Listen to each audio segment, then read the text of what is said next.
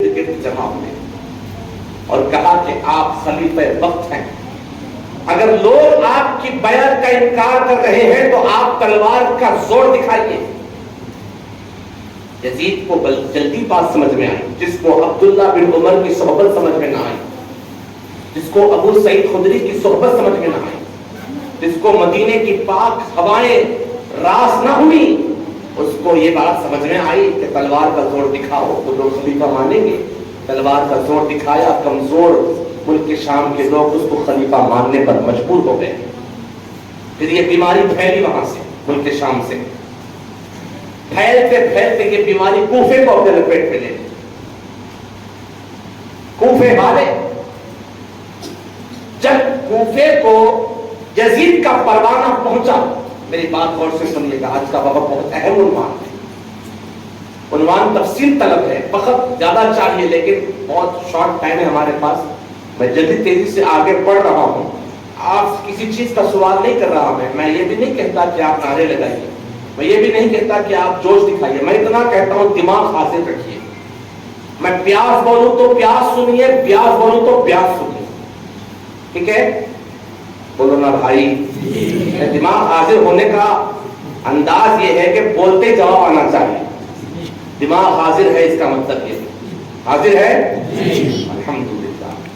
ہماری خواتین بھی، ہمارے گھروں کی مائیں بہنیں پردہ نشین مخدرات اسلام بھی سن رہی ہیں، ان سے بھی معروضہ ہے، بہت ڈسٹرب ہوتا ہے بیچ میں، چون چین چان کی آوازیں آتی رہتی ہیں ادھر سے، وہ ان کا خاصہ ہے، ان کا قصور نہیں ہے، ان کا پیدائشی خاصہ، جہاں بھی وہ جمع ہوں گی بولے بغیر رہ نہیں سکیں، تو ایسا نہیں ہونا چاہیے۔ عمر بن عبدالعزیز کے زمانے میں عمر بن عبدالعزیز رحمۃ اللہ علیہ نے ایک شخص کو جو ہے یمن کی طرف بھیجا تھا گورنر بنا کے، اور اس کی عقل گھٹنوں میں آ گئی۔ یمن جاتے ہی گھروں پہ بیووں میں پڑ گیا، کھا پی کے مست رہنے لگا اور عجیب عجیب باتیں کرتا تھا، لوگوں کو انٹرٹینمنٹ کرنے کے لیے، لوگوں کو بہلانے کے لیے، اپنی حکومت کا قائل کرنے کے لیے عجیب عجیب باتیں کرتا تھا۔ اس نے ایک مرتبہ کہا جو روئے زمین کا سب سے بڑا جھوٹ بولے میں آدھا یمن اس کے نام لکھ دوں گا۔ اب روئے زمین کا سب سے بڑا جھوٹ کیا ہو سکتا ہے؟ دیکھیے تمسخر دیکھیے۔ کسی نے ہمیں کہا کہ حضرت میں دیکھ کے آ رہا ہوں شیطان کلمہ پڑھ رہا ہے، شیطان کلمہ پڑھ رہا۔ بادشاہ نے کہا یہ کون سی بڑی بات ہے، قیامت میں پڑھ ہی لے گا، قیامت میں پڑھے گا ہی شیطان کلمہ، مگر قبول نہیں کیا جائے گا۔ ہاں قیامت میں وہ حضرت آدم کو سجدہ کرے گا لیکن قبول نہیں کیا جائے گا۔ آج نے ان کی پناہ، آج مدد مانگ ان سے، کل نہ مانے کہ قیامت کو اگر مان لے۔ دیکھ کے ماننا بھی کوئی ماننا ہے۔ جب موت سر پہ کھڑی ہوئی تو فرعون بھی بولا آمنت برب موسیٰ و ہارون، میں موسیٰ اور ہارون کے رب پہ ایمان لاتا ہوں۔ جب موت سامنے کھڑی تھی تو کیا قبول کیا گیا؟ نہیں، رد کر دیا گیا۔ عبد الآباد کے لیے لعنت کا طوق بنا کے امت میں نام ہی اتنا خطرناک فرعون ہو گیا، ان سے یعنی لفظ فرعون مثال بن گیا ہے۔ بددیانتی، اہل شکنی، خلاف وعدہ خلافی، جھوٹی طبیعت، مکار پن کو لوگ کہتے ہیں فرعون ہو گیا یہ، یعنی یہ ساری صفات اس کی تھی۔ تو بہرحال دیکھ کر ماننا بھی کیا ماننا ہے؟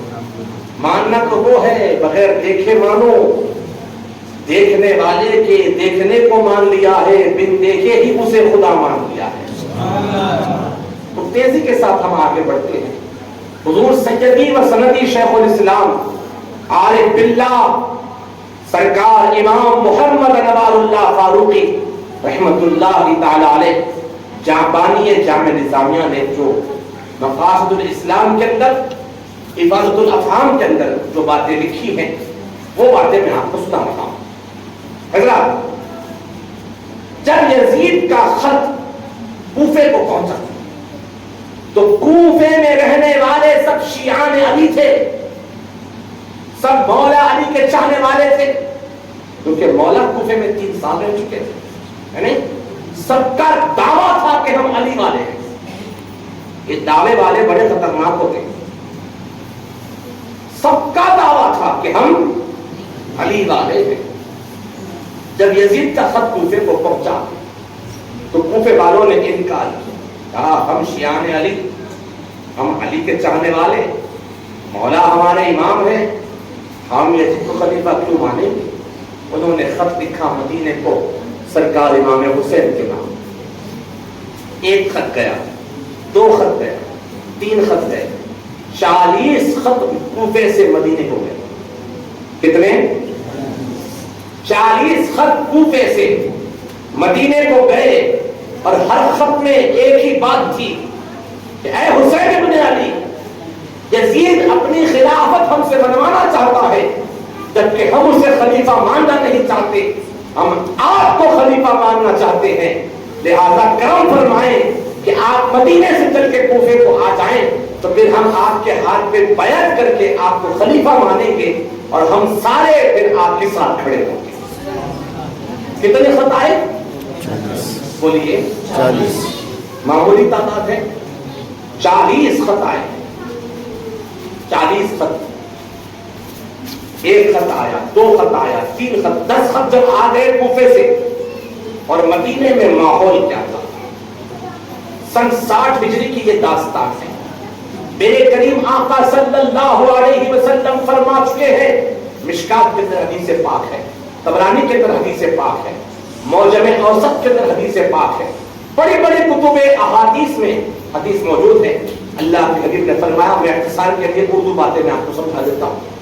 سرکار نے فرمایا سن 61 ہجری کے فتنے سے پناہ مانگو، سن 61 ہجری کے فتنے سے پناہ مانگو۔ ایک صحابی نے پوچھا حضور اگر ہم میں سے کوئی اس زمانے میں موجود رہا تو اسے کیا کرنا چاہیے؟ تو رسول اللہ صلی اللہ علیہ وآلہ وسلم نے فرمایا تھا حق جدھر ہوگا ادھر ہونا چاہیے، حق جدھر ہوگا ادھر ہونا چاہیے۔ اور یہ بات تو کسی کو سمجھانے کی ضرورت نہیں ہے، حق کدھر تھا؟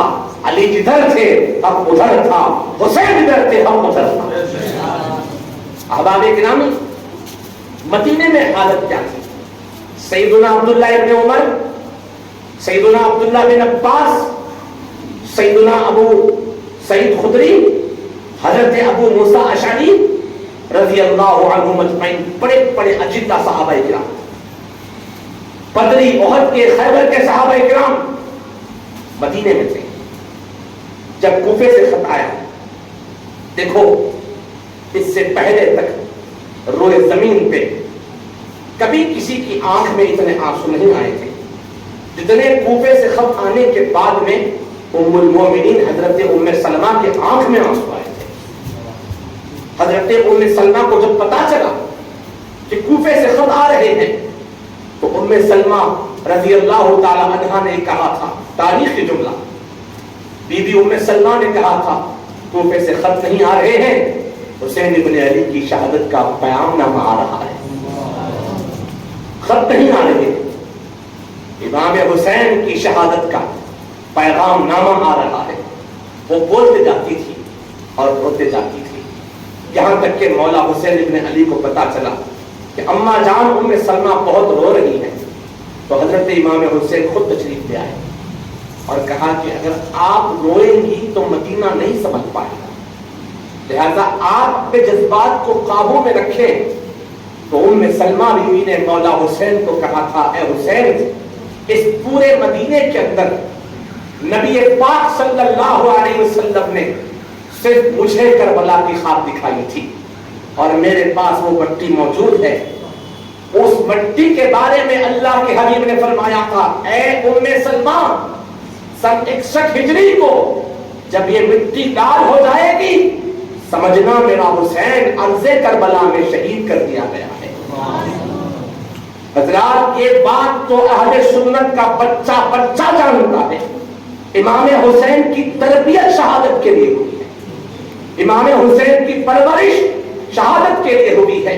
یہی وجہ ہے کہ اس کائنات کی پاک ترین ہستی حضرت سیدہ بی بی فاطمہ الزہرا سلام اللہ علیہا نے امام حسین کی پیدائش کے 3 سال کے بعد، امام حسین 3 سال کے ہیں، امام حسن پاک 3 سال 8 مہینے کے ہیں، لے کر بی بی فاطمہ